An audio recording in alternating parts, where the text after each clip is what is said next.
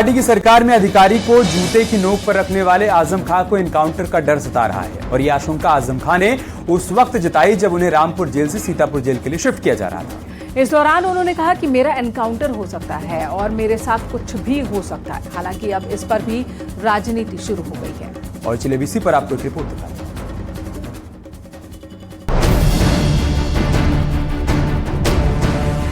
हमारा एनकाउंटर भी हो सकता है। आजम खान के चेहरे पर खौफ है, आजम खान की जुबान पर डर है और आजम खान के शब्दों में एनकाउंटर है। आजम खान कह रहे हैं उनका एनकाउंटर हो सकता है। आजम खान कह रहे हैं कहीं भी कभी भी कुछ भी हो सकता है और ये आशंका तब जताई गई जब उन्हें रामपुर जेल से दूसरी जेल में शिफ्ट किया जा रहा था। हमारा एनकाउंटर भी हो सकता है। आप लोग कुछ भी हो सकता है। हमारा एनकाउंटर भी हो सकता है। आप लोग कुछ भी हो सकता है। यानी जो शख्स कभी उत्तर प्रदेश में खुद को मिनी मुख्यमंत्री मानता था, जो शख्स अपने बेटे को सियासत में लाने के लिए दो फर्जी प्रमाण पत्र बनवा चुका है, जो शख्स अधिकारी को जूते की नोक पर रखता था, आज वही शख्स डर और खौफ के साए में जेल की सलाखों के पीछे एक एक पल गिन रहा है। आजम खान को लगता है डर। रामपुर जेल से हरदोई जेल शिफ्टिंग के दौरान आजम खान ने कहा कि उनका एनकाउंटर भी हो सकता है, उनके साथ कुछ भी हो सकता है। दरअसल आज आजम खान और उनके बेटे अब्दुल्ला आजम की जेल शिफ्ट हुई है। उसी दौरान उन्होंने एनकाउंटर की आशंका जताई।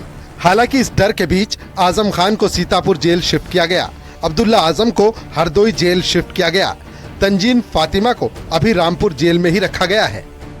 यानी जिस फर्जी प्रमाण पत्र केस में तीनों रामपुर जेल में बंद थे, अब सभी को अलग अलग जेल में रखा गया है। ये वो गाड़ियां हैं जिनसे अब्दुल्ला आजम को हरदोई लाया गया है। आप ये देखिए हरदोई की जेल है जहां अभी कुछ समय पहले अब्दुल्ला आजम को अंदर भेजा गया है। आपको बता दें उनके जो पिता हैं आजम खान, उनको सीतापुर की जेल में शिफ्ट किया गया है और वहीं सुरक्षा कारणों को देखते हुए रामपुर से हरदोई अब्दुल्ला आजम को शिफ्ट किया गया है। अब्दुल्ला आजम पर 2 जन प्रमाण पत्र बनवाने का आरोप है और 7 साल की सजा हुई है। दरअसल समाजवादी पार्टी के नेता आजम खान, उनकी पत्नी तंजीन फातिमा और बेटे अब्दुल्ला आजम को फर्जी जन्म प्रमाण पत्र के केस में 7 साल की सजा सुनाई गई है। लेकिन इस मसले पर अब भी सियासत हो रही है। आजम साहब के साथ लगातार नाइंसाफी हो रही है। सरकार ने जानबूझ करके फर्जी मामलों में आजम साहब को फंसाया है। एक न एक दिन उनको न्याय मिलेगा। हमें न्यायपालिका पर भरोसा है कि निम्न स्तर पर नहीं तो उच्च स्तर पर जाकर के न्याय जरूर मिलेगा।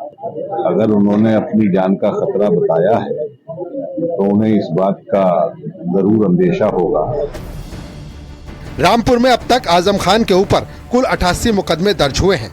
2019 के बाद आजम पर FIR का सिलसिला शुरू हुआ तो बकरी चोरी से लेकर भैंस और पैसे चुराने तक के मामले दर्ज कराए गए।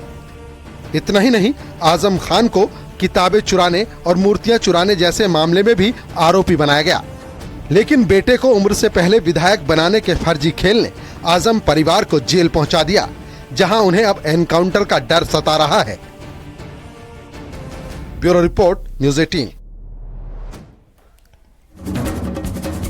इधर मिशन रोजगार के तहत एक बार फिर सीएम योगी आदित्यनाथ ने कई युवाओं